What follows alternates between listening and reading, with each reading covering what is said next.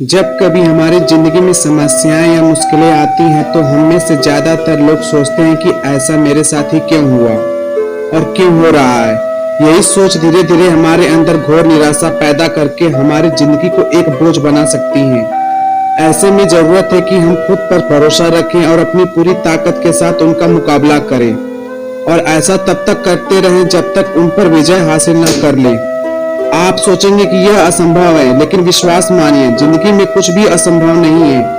अगर यकीन न हो तो आपको इस बच्चे के बारे में जानना चाहिए। 4 दिसंबर 1982 को ऑस्ट्रेलिया में एक बच्चे का जन्म हुआ जिसका नाम निक वुजहिक था। वो अन्य बच्चों की तरह स्वस्थ थे, पर उनमें एक कमी थी। वे फोकोमिलिया नामक एक दुर्लभ बीमारी के साथ पैदा हुए थे, जिसके कारण उनके दोनों हाथ पैर नहीं थे। डॉक्टर हैरान थे कि निक के हाथ पैर क्यों नहीं है। निक के माता पिता को चिंता सताने लगी कि उनका जीवन कैसा होगा। एक बिना हाथ पैर वाले बच्चे का जीवन कैसा होगा। बचपन के शुरुआती दिन बहुत मुश्किल थे। निक के जीवन में कई तरह की मुश्किलें आने लगी। उन्हें न केवल अपने स्कूल में कई तरह की मुश्किलों का सामना करना पड़ा, बल्कि उनकी विकलांगता और अकेलेपन से वे निराश के अंधकार में डूब चुके थे। वे हमेशा यही सोचते थे और ईश्वर से हमेशा प्रार्थना करते थे कि काश उनके हाथ पैर मिल जाए। और वे अपनी विकलांगता से इतने परेशान हो चुके थे तो उन्होंने 10 वर्ष की उम्र में आत्महत्या करने की कोशिश की। लेकिन फिर उनकी मां द्वारा दिए गए एक लेख को पढ़कर उनका जीवन के प्रति नजरिया पूरी तरह परिवर्तित हो गया।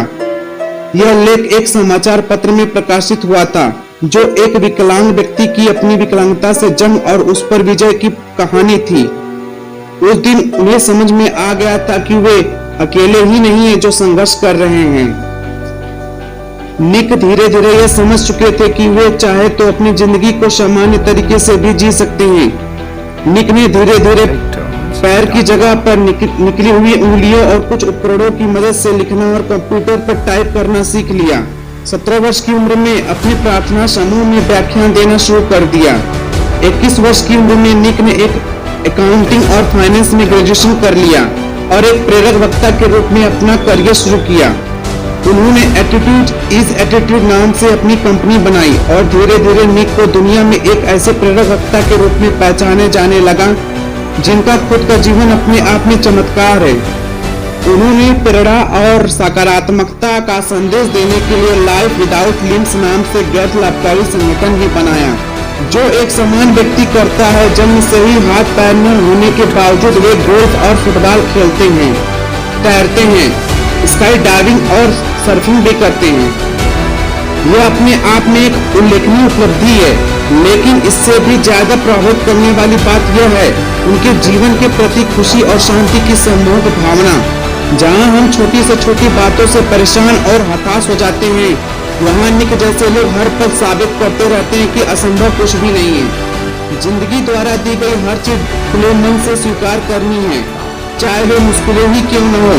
मुश्किलें ही वे सीढ़ियां हैं जिन पर चढ़कर ही हमें जिंदगी में कामयाबी और खुशी मिलेगी। जो हमारे पास है उसके लिए धन्यवाद दें।